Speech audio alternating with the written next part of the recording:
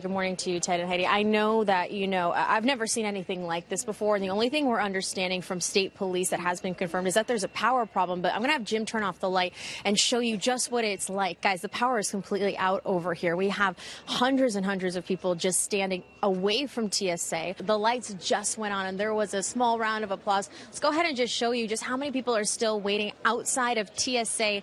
A lot of people still have not even gotten their tickets yet, you guys, because these counters have been down the entire time. Even when they've had power on. It's only been on temporarily. Just to walk you through a very quick timeline here to put this all in perspective, the lights went off initially at around 3 o'clock this morning, okay? They were off for about an hour and 45 minutes, turned back on for about half an hour, went back off. That's at around 5:20 so far.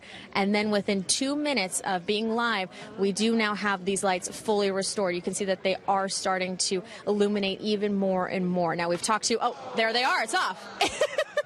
Guys, I've never seen anything like this. You can hear the groan from so many people who are just like, come on, get me home, get me to work. And this is just a lot of chaos going on. I want to go ahead and let you guys hear from just one of these hundreds of passengers. He's trying to get back to Detroit to go to work, but the power outage right now that we're all going through for him is simply deja vu for him. Last time this happened to me, I was in Atlanta when the Atlanta airport lost power.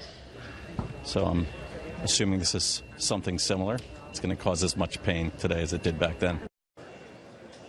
No doubt about it. Again, you guys can see another live look out here at Bradley International Airport, 6:04 this morning. The lights back off, on again, off again, clap on, clap off. It has not been anything steady, you guys. So even as we're trying to get, a little bit of light on our hands, the only thing I have is my cell phone every now and then just to help me find my way around, hopefully not bumping into people. The boards, when they're on, they say that they're out of service, they're back off. No way to know exactly what's being delayed. Plenty of people, though, I do have to say, have been, being proactive about this. They are starting to contact their airline, and that's exactly what Bradley wants you to do. So if you have something going on today, be it a flight, you're dropping off a loved one, make sure that they're starting to contact the airline. That's your best bet to try and find a way to get back to your home or destination, wherever you need to go today. That's the latest over here at Bradley. Alessandra Martinez, NBC Connecticut News. Back to you. Let's turn to Rocky Hill now, where Alessandra Martinez spoke with Bob Stefanowski just a short time ago after he conceded the race. Ali, good morning again. So things did not go the way Stefanowski was hoping, but he certainly had a lead for a lot of the night until things started to turn around.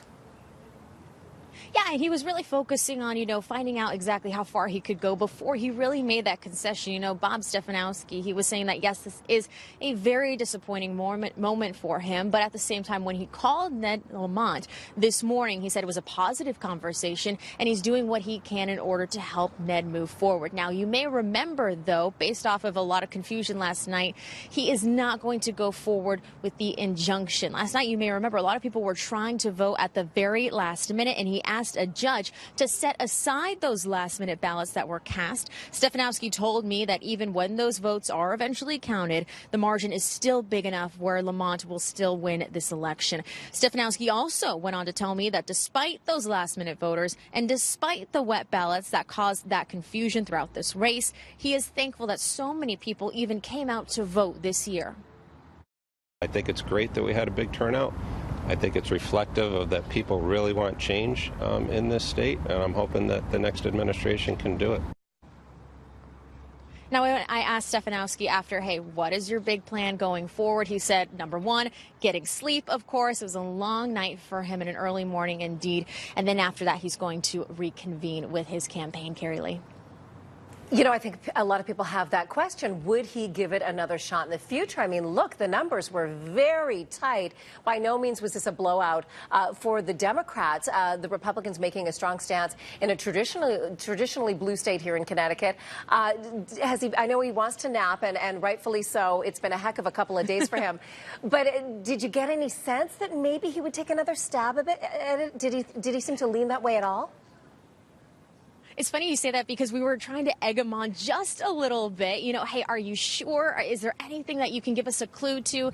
He was very diplomatic in saying that, he wanted to first and foremost get some rest, be with his family. You can, maybe think that he could do this again, but kind of based on that point that you were saying really quickly there, he did understand that a lot of those ballots that we're still waiting for came through from Democratic areas like New Haven, Hartford, Bridgeport, and he is still excited to see exactly how that turnout is, even though he knows that the margin is still going to be leading toward Ned Lamonte. Carrie Lee. Did he talk much about his family? We were checking in with them throughout the night as well, Alessandra. And, you know, nail biters. I doubt anyone in the Stefanowski family has nails left.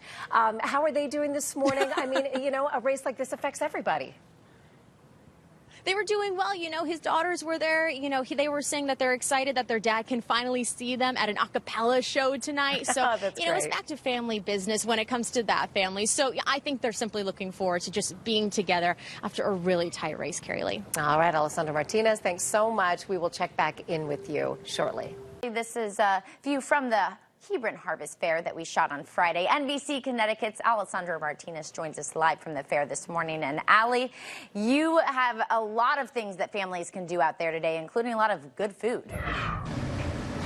I know, absolutely, and I feel bad because last time I was talking about the beer garden and the wine garden, but Hannah, can I interest the expecting mother possibly in some lemonade? This is just one of the several things that we have, as well as the fried dough. Oh, hey, if you text me what you want, girl, you see it, you let me know. Ooh, fried dough, fried nuggets, we have the fried Oreos. Hey, I'll get you all the goodies, whatever you want. But again, this is just a handful, I'm telling you, of all the amazing food that you have over here at the Hebron Harvest Fair. But let's go ahead and give you one more time back at home that gorgeous exclusive video that you'll only see here on NBC Connecticut of Drone Ranger, high bird's eye view in the sky. So many colors, just how big that is. Now, there are about 30 food vendors here on the ground, along with a beer and the wine garden. Again, but not for the expecting mothers. There's also lots over here to entertain you between the tractor pulling competition, the petting zoo, the pig racing, the dog shows, you name it, it is here. The general admission tickets, you guys, are $13, parking $5 on top of that. But what is great that I've been mentioning all morning that you might want to consider, by gate B, there is a section for Lyft and Uber rides to drop you off and to pick you up. So again, the gates open here live at 9 o'clock. They close at 7:30, so there's only a limited amount of time that you can really enjoy the last day of this festival. So again, guys back in the studio, you text me, you let me know if you see anything. I'll do my best to snag it before I come on home. That's the latest over here in Hebron. Alessandra Martinez, NBC Connecticut News. Hannah, back to you. Thank you, Allie. Yeah, we're writing down the list right now.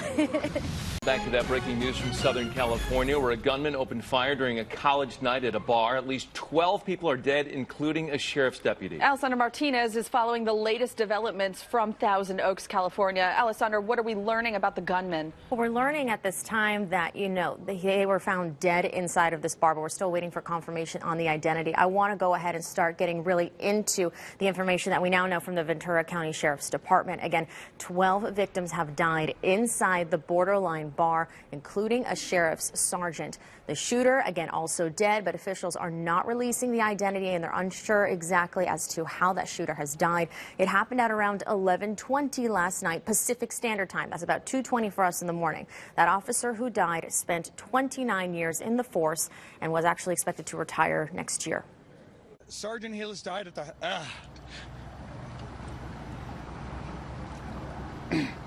The sergeant passed away at the hospital about an hour ago. I only mentioned it might be terrorists because that's where we all go these days when we have multiple shootings like this. There's no reason for it, and we have this horrific death. I have nothing to lead me to believe, or the FBI, that there is any terrorism link here, but we certainly will look at that option. They also went on to say that they believe this shooter acted alone. We're also now hearing from some of those who were inside the bar and how they escaped. We couldn't get out because the shooting was on that side. So then our friends got the bar stools and they started slamming it against the window so we could get out. That's how we were able to get out. This is a very scary situation. This is actually happening in my hometown of Southern California. That's exactly where it is, at the Thousand Oaks location. It's an extremely popular location. Tonight was actually the college country night. Over 100 people were there. And we're following the story closely. We're going to continue updating you as soon as we learn anything throughout this newscast.